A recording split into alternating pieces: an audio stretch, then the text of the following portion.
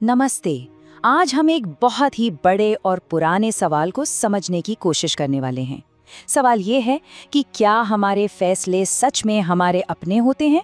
मतलब हम जो भी करते हैं, क्या वो हम अपनी मर्जी से करते हैं या फिर सब कुछ पहले से ही तय है? चलिए इस दिलचस्प पहेली को सुलझाते हैं। इस बड़े सवाल को समझने के लिए मैं आपको एक बहुत पुरानी यूनानी कहानी सुनाता हूँ। ये कहानी है ओडिपस नाम के एक लड़के की, जिसके पैदा होते ही एक बहुत बहुत भयानक भविष्यवाणी हुई थी। एक ऐसी भविष्यवाणी जिससे वो अपनी पूरी जिंदगी भागने की कोशिश करता रहा। तो देखिए, भविष्यवाणी ये थी कि ओडिपस बड़ा होकर अपने ही पिता को मारेगा और अपनी माँ से शादी करेगा। अब भला कौन चाहेगा कि ऐसा हो? तो इससे बचने के लिए उसे पैदा होते ही मरने के लिए छोड़ दिया गया, पर वो बच गया। फिर जब वो बड़ा हुआ और उसे इस भविष्यवाणी का पता चला, तो वो अपने गोद लिए माता पिता को छोड़कर भाग गया ताकि उन्हें कोई खतरा ना हो। लेकिन होनी को कौन टाल सकता है? वो जितना भागता गया उतना ही अपनी किस्मत के करीब पहुंचता गया और आखिर में अनजाने में ही सही उसने अपने असली पिता को मार दिया और अपनी माँ से शादी कर ली। ओडिपस की ये कहानी सिर्फ एक कहानी नहीं है, ये एक सवाल खड़ा करती है जो हम सबसे जुड़ा हुआ है। क्या हमारी जिंदगी सच में हमारी है या हम सब भी ओडिपस की तरह एक तय रास्ते पर चल रहे हैं जिसे हम चाहकर भी बदल नहीं सकते? तो चलिए इस बहस के मैदान में उतरते हैं और एक तरफ खड़ी टीम से मिलते हैं। ये है टीम फ्री विल। इनका मानना है कि हम सच में आज़ाद हैं और अपने फैसले खुद लेते हैं। इस सोच को फिलॉसफी में लिबर्टेरियन फ्री विल कहते हैं। अब ये नाम थोड़ा भारी भरकम है, पर इसका मतलब बहुत सीधा सा है। इसका मतलब है कि हम जो भी करते हैं वो इसलिए करते हैं क्योंकि हम ऐसा करना चुनते हैं। जैसे सुबह नाश्ते में दलिया खाया, क्यों? क्योंकि बस मन किया, किसी ने जबरदस्ती नहीं की। इस पूरी सोच की जो सबसे जरूरी बात है वो ये है कि कोई भी फैसला फ्री या स्वतंत्र तभी कहलाएगा जब हमारे पास सच में दूसरे ऑप्शंस भी मौजूद हों। मतलब दलिया खाने का फैसला तभी आजाद था जब कोई चाहता तो दलिया न खाकर कुछ और भी खा सकता था। असली विकल्पों का होना ही तो आजादी है। अब ये वाला हिस्सा बड़ा मजेदार है। टीम फ्री विल वाले कहते हैं कि दुनिया में चीजें दो तरह से होती हैं। एक है इवेंट कॉजेशन, मतलब एक घटना दूसरी घटना की वजह बनती है। जैसे एक डोमिनो दूसरे को गिराता है, फिर वो तीसरे को, और ये चेन चलती रहती है।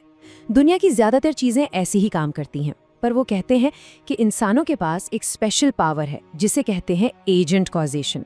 मतलब एक इंसान यानी एजेंट बिना किसी पिछली वजह के खुद से घटनाओं की एक बिल्कुल नई चेन शुरू कर सकता है, जैसे पहली डोमिनो को गिराने का फैसला लेना। सच तो यह है कि स्वतंत्र इच्छा के सपोर्ट में सबसे मजबूत दलील कोई साइंटिफिक प्रूफ नहीं, बल्कि हमारा अपना एहसास है। हमें हर पल हर लम्हा ऐसा ही लगता है कि हम अपने फैसले खुद ले रहे हैं, और ये जो एहसास है ना, ये बहुत ताकतवर होता है। चलिए अब सिक्के का दूसरा पहलू देखते हैं। अब हम उस टीम से मिलेंगे जो कहती है कि नहीं, सब कुछ पहले से तय है। स्वागत कीजिए टीम कॉज एंड इफेक्ट का। इस सोच का नाम है हार्ड डिटर्मिनिज्म या कठोर नियतिवाद। ये विचार मानता है कि दुनिया में जो कुछ भी हो रहा है वो पिछली घटनाओं का सीधा नतीजा है। हर चीज एक अटूट चेन का हिस्सा है, और अगर ऐसा है तो हमारे पास असल में कोई विकल्प है ही नहीं। देखिए, इनका तर्क कुछ ऐसा है। ये कहते हैं कि पूरी दुनिया कारण और प्रभाव के नियमों से चलती है। हमारा दिमाग, वो भी तो हमारे शरीर का ही हिस्सा है, और हमारा शरीर ये तो भौतिक दुनिया का ही एक पार्ट है।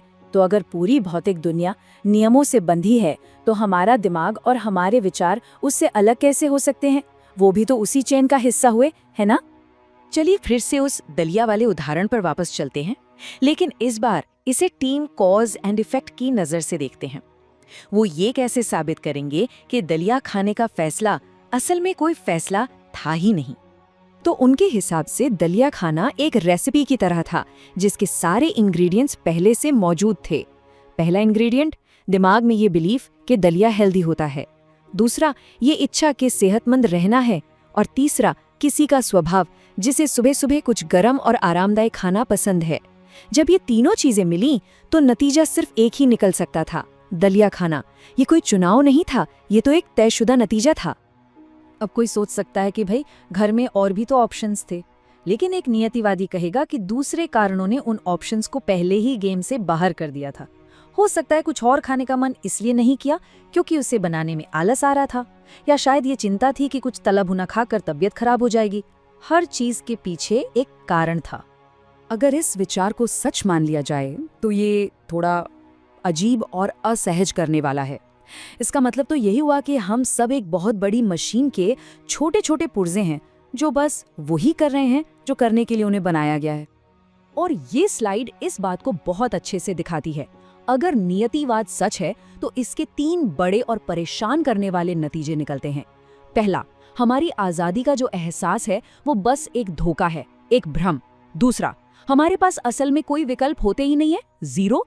और तीसरा और सबसे बड़ा सवाल, अगर हम कुछ करने के लिए मजबूर हैं तो फिर व्यक्तिगत जिम्मेदारी का क्या मतलब रह जाता है। 18वीं सदी के एक दार्शनिक थे बैरन डी होलबैक। उन्होंने इस विचार को ठीक इन्हीं शब्दों में समझाया था।